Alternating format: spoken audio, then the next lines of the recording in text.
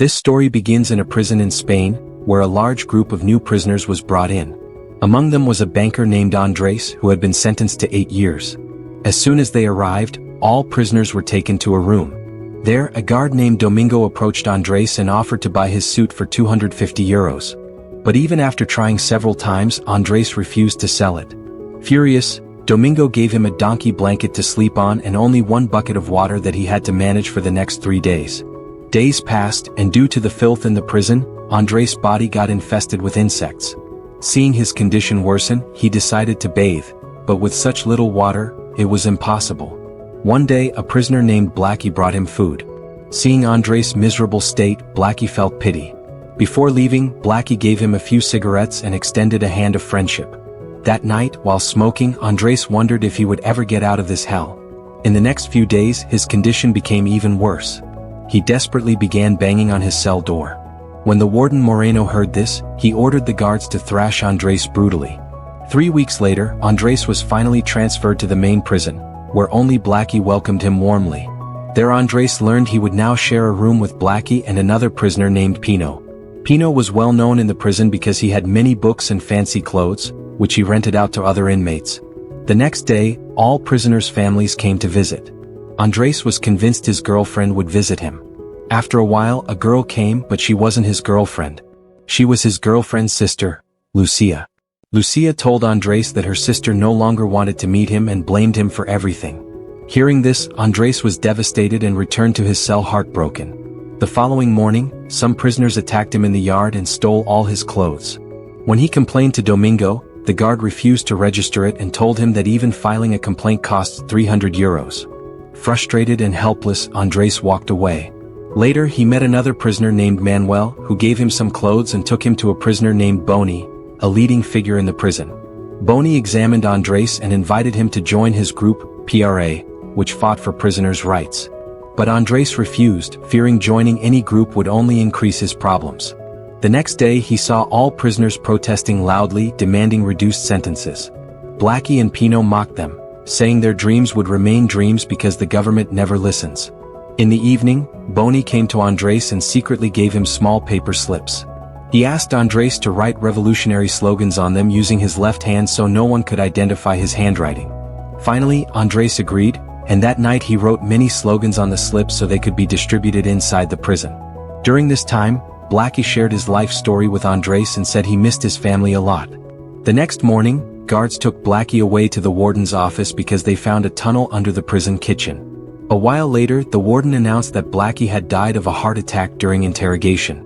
But Andrés and Pino knew the guards had killed him, suspecting he was planning an escape. Filled with rage, Andrés spread all the protest papers across the prison. Guards beat him badly and locked him in a dark cell.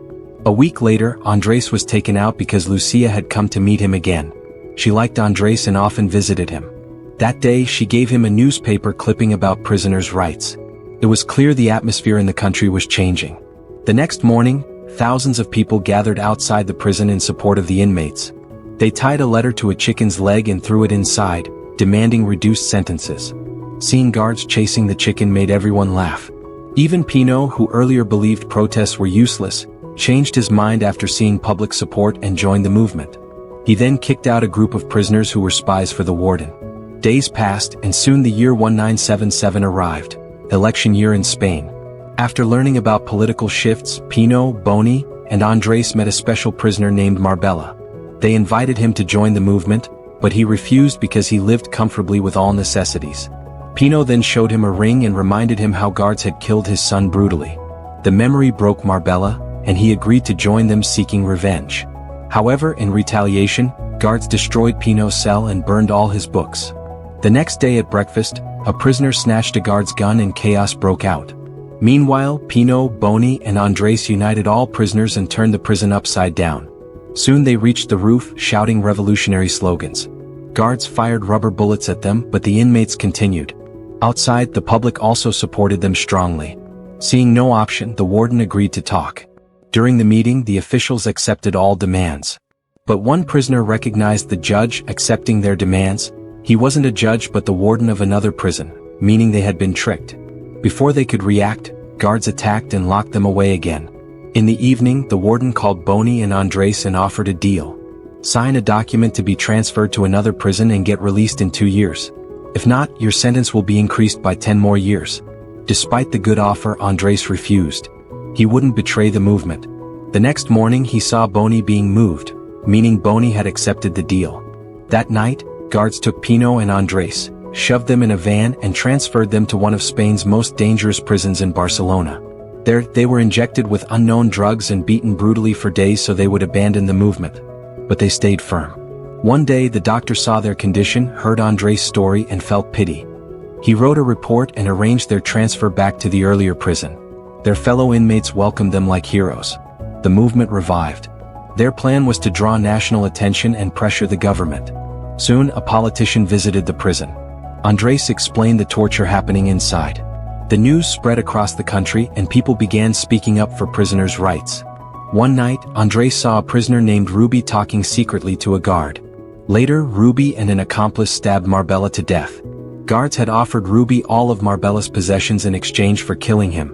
Ruby killed Marbella but didn't get the reward. He had been used. Days passed, elections took place and a new government came to power. But they refused all prisoner demands. The prisoners lost hope. The movement collapsed. Andrés felt he would die in prison. Seeing him hopeless, Pino revealed another plan. He took Andrés to an old lift that led to the basement. From there, if they dug a tunnel they could escape through the sewer. But they only had 3 weeks before renovation work began. Andrés feared the sound of digging might alert guards. Pino said he would make the other prisoners play football outside to distract them. They began digging. One day Ruby and his partner found them in the basement, so they had no choice but to include them in the escape plan. The next day, Andrés' lawyer came with news about reopening his case, but Andrés refused. He no longer trusted the law. After many days of digging, they finally built a tunnel that led out of the prison. At last, the day of escape arrived. Pino gave Andrés new clothes and identity papers, along with a stash of money. They crawled through the tunnel and reached outside. Andrés and Pino reached a bus stop and boarded a bus. Unfortunately, Ruby and his partner were caught by police. After several hours of travel, Andrés and Pino reached another city. In his pocket, Andrés found money and a new ID that Pino had prepared for him. A fresh start. Overwhelmed with gratitude, Andrés later went to Lucia and started a new life with her.